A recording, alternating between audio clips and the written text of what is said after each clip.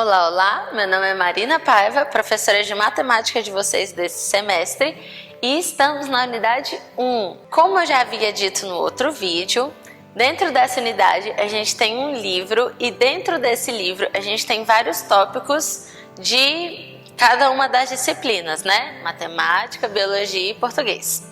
Quando você for folheando, entre aspas, virtualmente esse livro, você vai ver que o terceiro tópico é de matemática. Esse livro inteiro a gente vai trabalhar sobre a origem das coisas, que é o tema da nossa primeira unidade. A biologia vai trabalhar suas origens, o português vai trabalhar a origem da linguagem e a gente vai trabalhar a origem dos números. Então, essa unidade ela é muito interessante e não é muito maçante, muito pesada, né? Porque ela vai falar de coisas que aconteceram antigamente, vai até fazer associações históricas, trazer coisas de outros povos. Então, vamos lá, né? O primeiro subtópico da nossa unidade vai falar sobre a representação numérica. Quando que a gente começou? Por que a gente começou a representar por números? Será que essa sempre foi uma necessidade humana? Provavelmente sim, né? Só que antes não existiam os numerozinhos do jeito que a gente conhece, né? Essas escritas e tudo mais. Antigamente, as representações numéricas elas eram feitas por símbolos ou por associações de pedrinhas, por exemplo, não sei se vocês já ouviram falar. Então, se eu tinha 5 animais, eu tinha 5 pedrinhas para representar esses animais. E aí eu fazia uma associação de cada animal com uma pedrinha diferente, né? E isso foi passando durante a história. À medida que a gente foi tendo necessidade, a gente foi criando símbolos para fazer essas representações, né? E aí a gente vê no segundo tópico os egípcios, que é um povo bem antigo e que tem uma representação muito forte de número. Só que a gente não usa a linguagem deles, né? Só que assim, tem várias escrituras, vários resquícios dessa simbologia, né? E é muito interessante, você vai ver aí no tópico quando você estiver estudando, né? Os símbolozinhos que eles usavam para cada uma desse sistema, né, de numeração decimal que eles tinham. Em seguida, vão aparecer vários outros povos, como os gregos, né, os romanos, os hebraicos.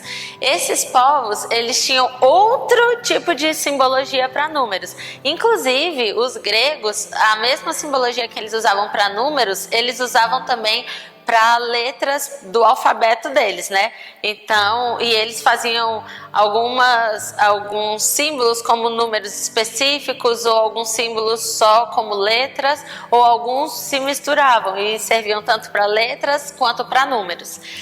Hoje em dia, a gente tem alguns números gregos, né, na realidade, que a gente utiliza letras gregas para representar, como por exemplo o pi, não sei se vocês já ouviram falar, mas ele é um número irracional, a gente vai estudar isso um pouquinho mais pra frente, em outra unidade, tá? Não se preocupa, mas ele é um símbolo grego que representa pra gente hoje um número, como o 20, por exemplo. Ele não vale 20, né? Ele vale um número irracional, infinito, enfim. Mas a gente tem, por exemplo, o φ, que é outra letra grega que simboliza um número. Inclusive, quem viu o livro lá da unidade de apresentação, viu o φ aparecendo na parte de razão áurea, bem interessante. Depois, se você não viu, dá uma olhadinha, que é divertido e tem muitas curiosidades legais.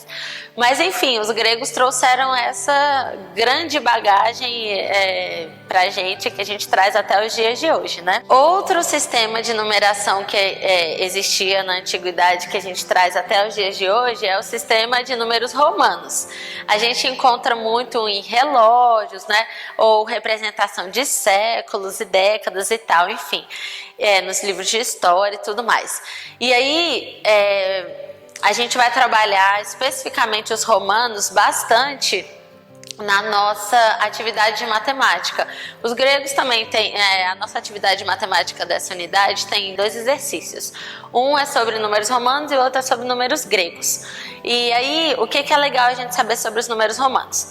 Eles usavam letras para simbolizar números, né? E aí a gente tem, por exemplo, o I como 1. Se eu quiser 2, eu colocava 2 Is maiúsculos um do lado do outro. O 3 eram 3. O 4 já não eram 4. Por quê? Porque eles tinham uma regra. Eu não posso repetir 4 símbolos iguais seguidos. Essa é a regra deles. Então, se eu quiser 4, eu vou fazer o próximo menos 1. O próximo é o 5, que é o V. Então eu vou fazer V menos 1. Então eu vou pôr IV para o 4. E aí eu continuo. V5, 6. V1, que é 5 mais 1, 6. O 7, V, 2 pauzinhos. O 8, V, 3 pauzinhos. O 9 eu não posso pôr V, 4 pauzinhos.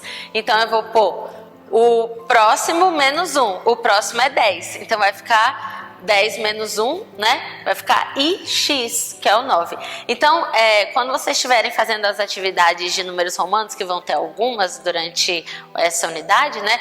Lembrem-se sempre de não colocar 4 símbolos seguidos e lembrem da letra que simboliza cada um dos números, né? Então, tem lá aí na unidade, no livrinho, tem quanto que é 1, 5, 10, 50, 100, que é C, 500, 1000, que é M. E aí toma cuidado na hora de escrever os numerozinhos, né? Para não repetir 3 iguais, ou mais de 3, né? 4 ou mais consecutivos iguais, beleza? Essa é a dica que eu dou para você.